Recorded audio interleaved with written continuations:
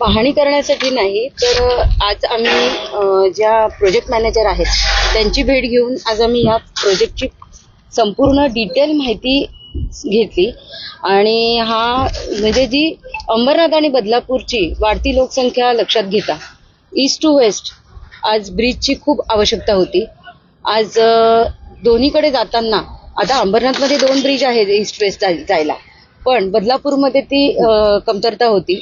सावरकर उड्डाणपूल हा एकच उड्डाणपूल होता जो ईस्ट टू वेस्ट जाण्यासाठी लागत होता आणि तसं बघितलं तर आज बदलापूर आणि अंबरनाथ मर्ज झाल्यासारखं आहे. तुम्ही इथे कन्स्ट्रक्शन बाकीचे डेव्हलपमेंट बघतायत त्यानुसार. तर आज एवढ्या लांबून सावरकर उड्डाणपूलकडे जाणं आणि परत तिकडून एवढ्या लांब येणं आणि त्याच्यासाठी वाहतूक कोंडी पण खूप प्रमाणात होत होती. त्याच्यामुळे हा जो बऱ्याच दिवसांचा मागणी असलेला हा जो प्रकल्प आहे रेल्वे ओव्हरब्रिजचा कार्मेल टू वडवली शिवमंदिर तलावपर्यंतचा हा रोड आहे, ब्रिज आहे. आपले स्थानिक आमदार कथोरे साहेब आहेत यांनी वारंवार पाठपुरावा करून MMRDAशी पाठपुरावा करून अखेरकार ह्याचं ब्रिजचं काम चालू झालेलं आहे. जवळजवळ 760 मीटरचा हा स्पॅन आहे जो east to west main span आहे कात्रप टू शिवमंदिर तलाव.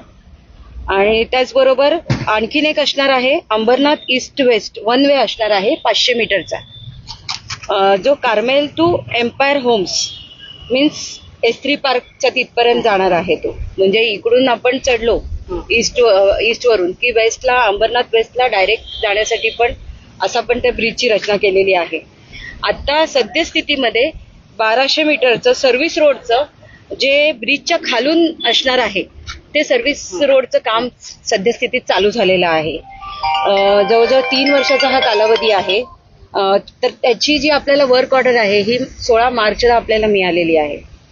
आणि आता जे सर्व्हिस रोडचं काम चालू झालेलं आहे त्याच्यानंतर पुढील 8 ते 10 दिवसामध्ये पायलिंग मशीन तुम्ही बघतातच इथे साईटवर आहे. ह्या पायलिंग मशीन थ्रू पायलिंगचं काम सुद्धा 8 ते 10 दिवसात चालू होणार आहे.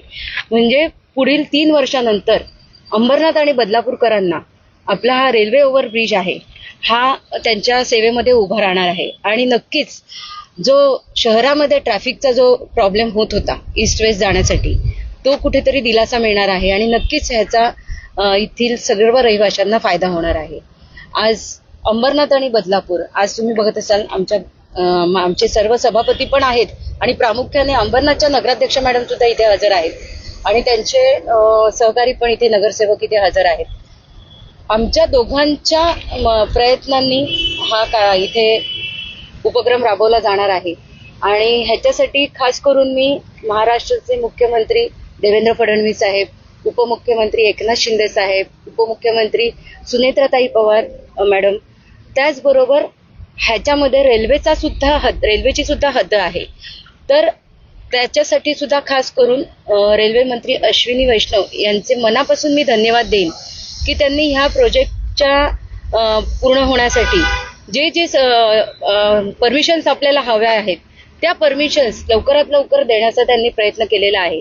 आणि जो थोडाफार काही भाग राहिलेला आहे तो त्यांनी काम चालू झाल्यानंतर सुद्धा पुढील 1 महिन्यामध्ये ते सगळ्या परमिशन्स आपल्याला ग्रँट होणार आहेत आणि नंतर रेल्वेच्या वरचं सुद्धा ब्रिजचं काम चालू होईल. म्हणजे लवकरात लवकर कसा आपल्या सेवेमध्ये हा ब्रिज उभा राहील ह्याच्यासाठी सर्वजण प्रयत्न करत आहेत. मी मनापासून ह्या सर्व मंत्री साहेबांचे आणि खास करून आमच्या आमदार साहेबांचे किसन कथोरे साहेबांचे मनापासून मी धन्यवाद देईन की त्यांनी ह्यासाठी खूप पाठपुरावा केला.